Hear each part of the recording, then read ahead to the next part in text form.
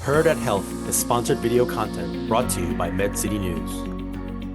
I'm with Susan Palmer. She's America's Health AI Technology Consulting Leader now at EY. So EY will soon be releasing a report about ROI and AI. It rhymes. I love that. Are there any specific areas in terms of AI applications where ROI is more easily obtainable? And the reason I ask is ambient AI application is not the new hot thing, but it's not like because docs, reduce time in, doing pajama time. It's not like they're seeing 10 other patients. So trying to get a better understanding of where you can get ROI in AI applications. Yeah, it's a great question. So, ROI can be defined in a lot of different ways. So one is financial, how is it helping with the bottom line? Mm-hmm. And I think that's, your point about ambient AI. Absolutely. It's still sort of in the early days of seeing the efficiency for the providers, but how does that translate into dollars? Exactly. Your patients, time saved. Yes. Similarly, revenue cycle management is a huge area, both on the provider and payer side. That's a little easier to measure dollars because you can see, how many claims got approved versus how many did I have denied before, by providing more accurate information.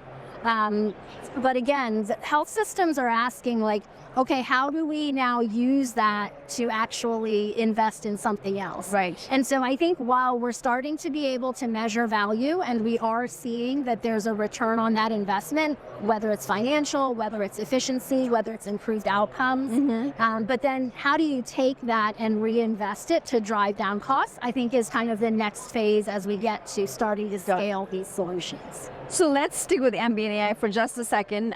It is a space where startups have raised a gazillion amount of dollars. There are a lot of standalone ambient AI companies. There are other larger companies that are trying to do prior authorization, revenue cycle management to try and differentiate themselves. Epic obviously made their huge announcement that they're going to team up with Microsoft to do ambient AI applications. So how do you think that sort of reshaped the discussion? How many players will be left standing once this is now on Epic's roadmap, they're doing something? Yeah. And like you said, ambient AI, there's 60 plus vendors right now that are offering those capabilities. So, again, health systems are saying, I can't have 25 different vendors. I need them to integrate with my EHR system. Correct.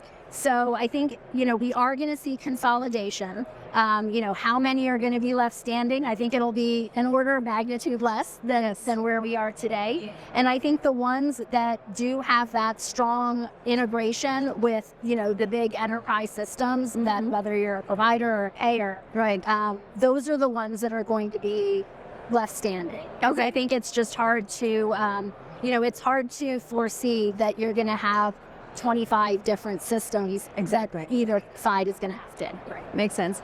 I'm also curious about how, other than ambient AI, what other applications are being seen in both the health system marketplace and in the payer worlds. Can you give one or two use cases for how payers and providers are using AI? Absolutely. So on the provider side, it's actually kind of an extension of an area that has been a focus for more traditional AI as well, which is clinical diagnostics. So, we've been applying different kinds of AI to imaging for a long time. Right. Now, with generative AI and new capabilities, where you can marry up generative AI with agentic AI to take action, I think we're going to see additional, in the clinical diagnostic space. From that study that you mentioned, I think it was 28% of providers said that they're going to be focusing on clinical decision support and clinical outcomes.